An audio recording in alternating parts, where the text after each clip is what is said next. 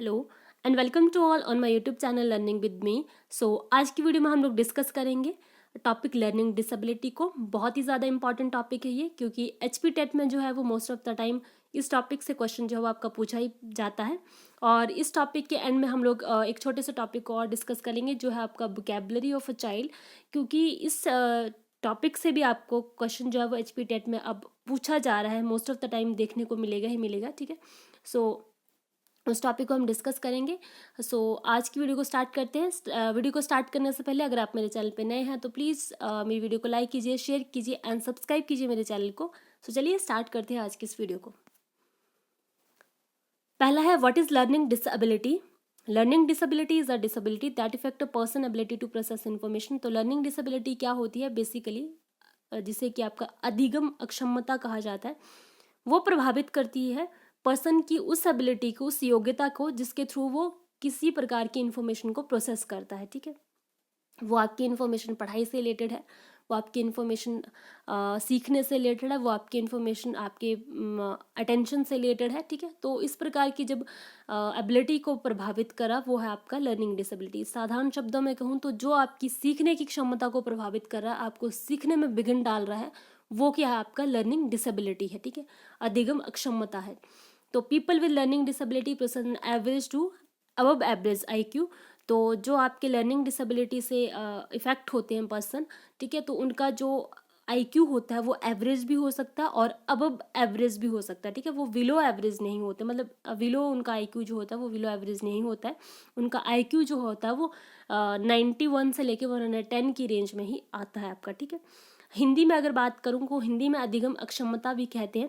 एक प्रकार की विसंगति है जो बच्चों के सीखने की क्षमता को प्रभावित करता है। ठीक है, मतलब उसको लर्निंग में प्रॉब्लम क्रिएट करेगा, जो वो सीख रहा है उसमें उसको प्रॉब्लम क्रिएट करेगा।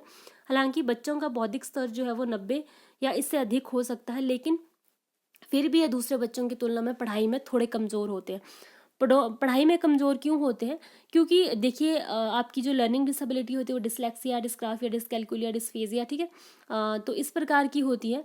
तो उसमें डिफरेंट डिफरेंट बच्चों में डिफरेंट डिफरेंट प्रॉब्लम्स होती है। तो उन प्रॉब्लम्स की वजह से जो है वो बच्चे जो है वो नॉर्मल बच्चों के साथ प्रॉपर तरीके से जो है वो कोऑर्डिनेशन नहीं कर पाते, इसीलिए जो है वो थोड़े से मतलब एक तरीके से डरे से रहते हैं, सहमे से रहते हैं, क्योंकि उनको जो दिक्कत होती है वो आपकी किसी लर्निंग से रिलेटेड होती है। और जो एक टीचर होता है वो उनकी डिसेबिलिटी को most of the time understand नहीं कर पाता, जिसकी वजह से वो आपके थोड़े पढ़ाई में जो है वो वीक रह जाते हैं। ठीक है, तो देखते हैं। पहला आता है डिसलेक्सिया।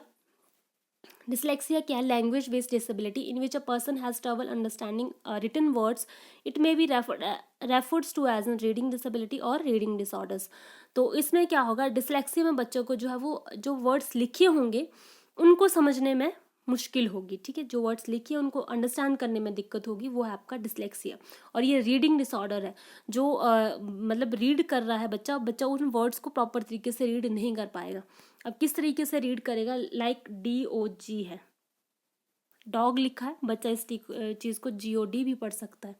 मतलब जो उसकी इच्छा होगी बच्चा उस चीज़ को उस तरीके से जो है वो पढ़ेगा। ठीक है, बाकी 33 जिस तरीके से लिखा है वो इस चीज़ को ऐसे भी रीड कर सकता है, मतलब इस तरीके से भी रीड कर सकता है। और आपका DOG हो गया, CAT है, जैसे कैट लिखा हुआ है तो वो TAC भी पढ़ सकता है। तो वो है आपकी रीडिंग डिसऑर्डर्स। मतलब डिसलेक्सिया में क्या होगा, बच्चा वर्ड्स को प्रॉपर तरीके से रीड नहीं कर पाएगा, जो वर्ड्स लिखे हैं उनको वो उल्टा करके पढ़ेगा। लाइक 6 है तो वो उसको 9 भी पढ़ सकता है, 9 को वो 6 भी बोल सकता है। M है, M को वो W भी पढ़ सकता है, W है उसको वो M भी रीड कर सकता है। इस तरीके की जो है वो बच्चा क्या करेगा, गलतियां करेगा, वो है आपकी डिसलेक्सिया, जिसमें वो रीडिंग से रिलेटेड इशू होगा। उसको बच्चा वर्ड्स को जो है वो रिटन वर्ड्स जो लिखे होंगे उनको प्रॉपर तरीके से रीड नहीं करेगा। ठीक है, नेक्स्ट है आपका डिस्फेजिया।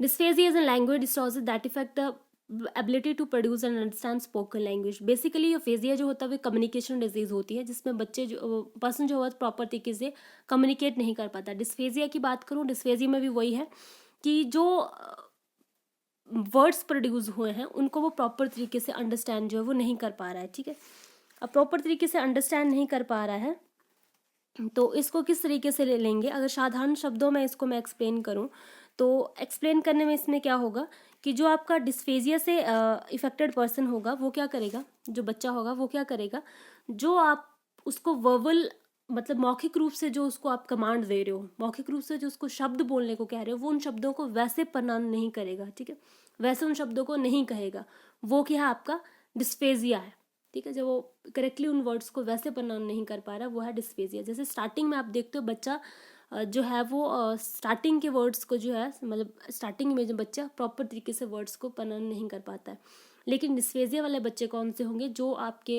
8 या 9 या 10 ईयर्स तक के बच्चे होंगे, जो है वो उन वर्ड्स को वैसा ही नहीं प्रोनाउंस कर पाए। लाइक रोटी होगी, ठीक है, तो रोटी को जो है वो कुछ और प्रोनाउंस करेंगे, ठीक है।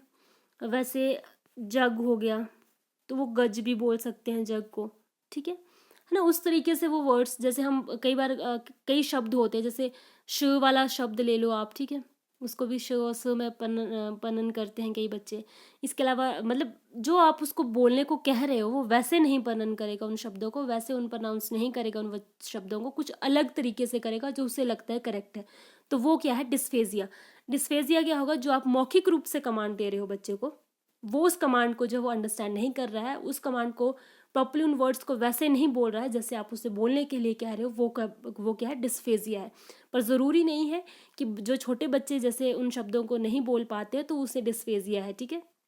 डिस्फेजिया जो होता है बेसिकली वो आपके हायर जो बच्चे होते हैं हायर एज में उनमें देखने को मिलता है, ठीक है। जब बच्चे की एज बढ़ जाती है उसके बाद भी बच्चा उन शब्दों को सही से नहीं बोल पाता है, तब उन्हें डिस्फेजिया की प्रॉब्लम जो है वो आपकी हो सकती है। नेक्स्ट देखते हैं dyscalculia, a mathematical disability in which a person has a difficulty time solving arithmetic problems and grasping math concept, ठीक है। तो जो डिस्कैलकुलिया होता है उसमें बच्चे को जो है वो मैथमेटिकल कंसेप्ट अच्छे से अंडरस्टैंड नहीं हो पाते, लाइक उनको मैथ्स में जो है वो आपका प्रॉब्लम रहता है, टाइम सॉल्विंग अर्थमेटिक कंसेप्ट या जो मैथ्स के कंसेप्ट है उनको प्रॉपर तरीके से जो वो ग्रास्प नहीं करते। कईयों को फोबिया भी होता है मैथ्स का, तो मैथ्स का फोबिया अलग चीज़ है, वो बच्चे जो है वो कैलकुलेशन कर पाते हैं लेकिन वो डर के मारे जो है वो नहीं करते हैं, ठीक है। तो कैलकुलिया जो होता है डिस्कैलकुलिया जो होता है उसमें जो बच्चा जो है वो हो सकता है कि किसी एक पर्टिकुलर कंसेप्ट को अच्छे से नहीं समझ पा रहा हो, लाइक जो ट्रिग्नोमेट्री का कंसेप्ट है उसको अच्छे से नहीं अंडरस्टैंड कर रहा हो, हालांकि उसे बार बार वो कंसेप्ट बताया जा रहा है लेकिन फिर भी वो नहीं कर पा रहा हो, तो उससे जो है वो डिस्कैलकुलिया का प्रॉब्लम जो है वो हो सकता है, ठीक है। नेक्स्ट है dysgraphia, a written disability in which a person finds it hards to find form letters और write with enough defined space. तो जो आपकी डिस्ग्राफिया होती है इसमें जो है वो आपके राइटिंग में प्रॉब्लम होती है, लाइक वो जो है वो आपको डी को इस तरीके से भी लिख सकता है, ठीक है, और जो आपका वर्ड 9 है उसको वो 6 भी इस तरीके से लिख सकता है, तो उसको जो है वो रिटन करने में प्रॉब्लम होगी, लाइक वो वर्ड्स को अच्छे तरीके से नहीं लिख पाएगा। इसके अलावा ये भी हो सकता है कि लाइक वो राइटिंग इस तरीके से लिख करे कि स्पेस ही ना दे बीच में, ठीक है, कई बार होता है वो स्पेस ही नहीं देता है, सभी वर्ड्स को इकट्ठे लिख देता है, या फिर जैसे हम लोग यहाँ से लिखना शुरू करते हैं तो वो यहाँ से भी लिखना शुरू कर सकता है। ये होता है आपका डिस्ग्राफिया। डिस्ग्राफिया का बेस्ट एग्जाम्पल है आपका तारे ज़मीन का जो बच्चा है जो उसमें दिखाया गया है उसे डिस्ग्राफिया का इशू रहता है, और जो आपके डिस्ग्राफिया वाला बच्चा होता है, ठीक है, जो आपका डिसलेक्सिया वाला बच्चा होता है उसे most of the time dysgraphia का इशू रहता ही रहता है, क्योंकि जो बच्चा प्रॉपर तरीके से रीड नहीं कर पाएगा वो राइट भी प्रॉपर तरीके से नहीं कर पाएगा, ठीक है। नेक्स्ट की बात करते हैं जो वोकेबलरी ऑफ अ चाइल्ड, जो मैंने आपको टॉपिक बताया था उससे। तो वोकेबलरी ऑफ अ चाइल्ड मैं आपकी एक क्लासिफिकेशन ले रही हूँ वो है आपकी थॉमसन एंड लिप्सन के अनुसार, ठीक है। तो इसमें जो 18 मंथ का बच्चा होता है उसका वोकेबलरी जो होता है वो होता है 10 शब्द, ठीक है। शब्द भंडारण जो होता है वो होता है 10 शब्दों का 18 मंथ का बच्चा। अब 2 वर्ष का बच्चा जो होता है उसका शब्द भंडारण होता है 272, ठीक है। 2.5 वर्ष का बच्चा जो होता है वो होता है आपका 450 वर्ड्स, ठीक है। 2.5 के बाद आप बात करते हैं 3 वर्ष के बच्चे की, तो 3 वर्ष के बच्चे का शब्द भंडारण होता है 1000 शब्द, ठीक है। और 3.5 वर्ष के बच्चे का होता है आपका 1250 शब्द, ठीक है।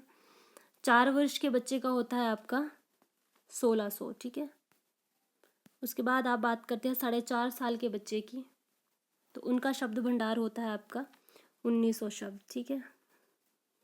5 वर्ष के बच्चे की बात करें तो उनका होता है 2100, ठीक है।